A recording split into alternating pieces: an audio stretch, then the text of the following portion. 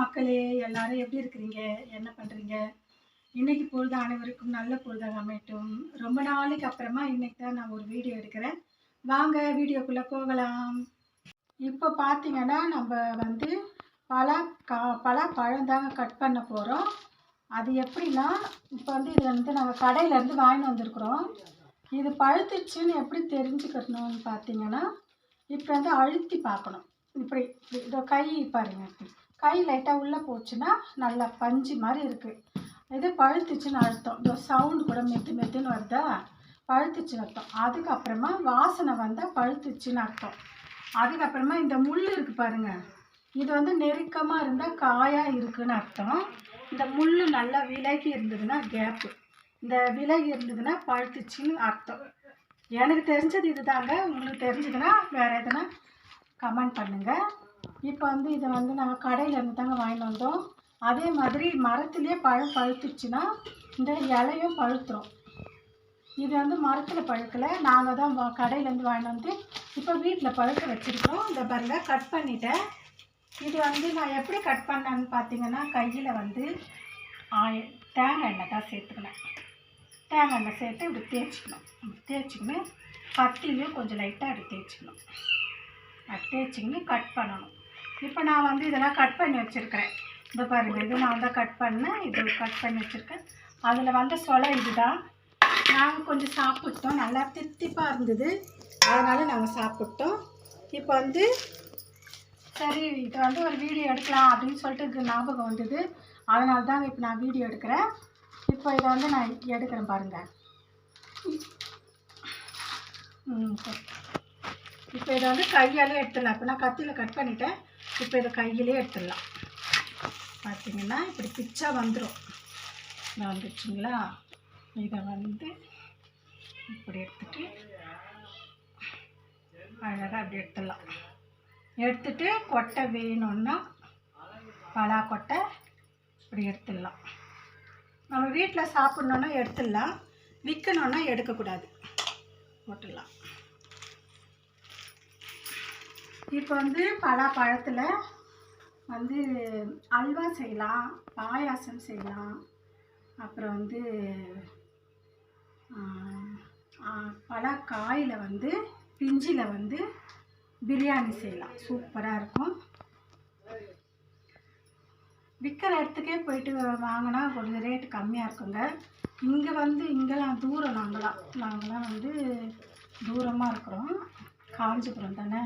இங்கெல்லாம் விலை அதிகங்க, ரேட்டு அதிகம். பழக்கொட்டைலாம் பழம்லாம் கூட ரேட்டு அதிகம்தான்.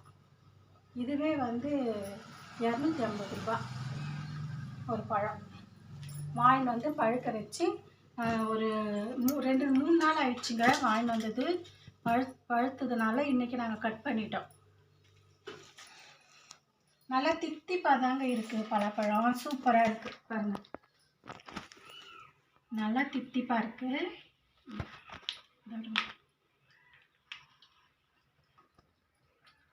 சூப்பராக இருக்குது, தித்திப்பாக இருக்குது.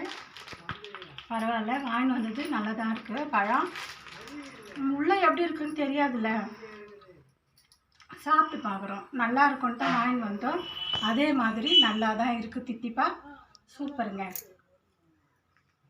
இந்த பலாப்பழம் பார்த்தீங்கன்னா வெயில் டைமில் தாங்க வரும், இந்த மாதம் தான் வரும். இது நல்லா இருக்குன்னு சொல்லிட்டு நல்லா தித்திப்பாக இருக்குன்னு நம்ம நிறைய சாப்பிட்டீங்கன்னு வச்சுக்கோங்க, அது வந்து சூட்டை கிளப்பிடும். அது சூடு வந்து நம்மளுக்கு உடம்புக்கு ஒரு மாதிரி இருக்கும். அதை தணிக்கணுன்னா இந்த கொட்டை இருக்குது பாருங்கள், பலாக்கொட்டை. இதிலேருந்து ஒன்று எடுத்து நல்லா தீயில் சுட்டுடணும். அடுப்பில் இல்லை கேஸில் வச்சு நல்லா சுட்டுட்டு இதை சாப்பிட்டீங்கன்னு வச்சுக்கோங்க, ஒரு கொட்டையை, அந்த நம்மளுக்கு உடம்புல இதால் ஏற்பட்ட இந்த பழத்தை சாப்பிட்டதுனால ஏற்பட்ட சூடு கொஞ்சம் தனியும், உடம்புக்கு ஒன்றும் ஆகாது, நல்லாயிருக்கும். இது மாதிரி தாங்க நம்ம ஆயா, பாட்டி, அம்மாலாம் சொல்லியிருக்கிறாங்க. இப்போ வந்து நம்ம வந்து பலாப்பழம் சாப்பிட்டா ரத்த சோகையை தடுக்கும், நோய் எதிர்ப்பு சக்தி அதிகமாக்கும். இப்போ வந்து இந்த பலாப்பழம் பார்த்தீங்கன்னா எலும்புகளை வலுவாக்குங்க சாப்பிட்டா. இப்போ நான் இதை வந்து கட் பண்ணுறேன்.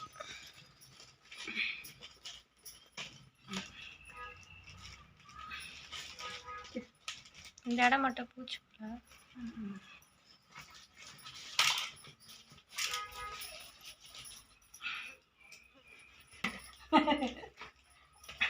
ஆமாம், அழகாக வந்துடுச்சு. இதே மாதிரி தாங்க நான் அந்த பாதியும் கட் பண்ணேன். கத்தி ஷார்ப்பாக இல்லை, கத்தி கொஞ்சம் டம்மி கத்தி. கொட்டேன் சொல்ல எடுத்துறேன் பாரு. இது இருக்குது, சூப்பராக இருக்குது, திட்டிப்பான.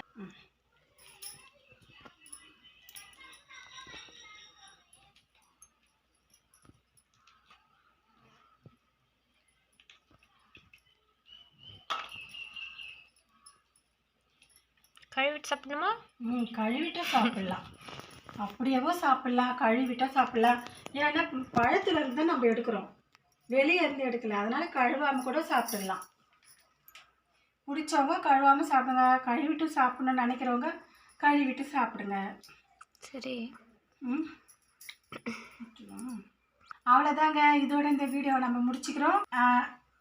வீடியோ உங்களுக்கு பிடிக்கும்னு நினைக்கிறேன். பிடிச்சிருந்தா லைக் பண்ணுங்கள், ஷேர் பண்ணுங்கள், கமெண்ட் பண்ணுங்கள், சப்ஸ்கிரைப் பண்ணுங்கள். அடுத்த வீடியோவில் பார்க்கலாம். நன்றி, வணக்கம்.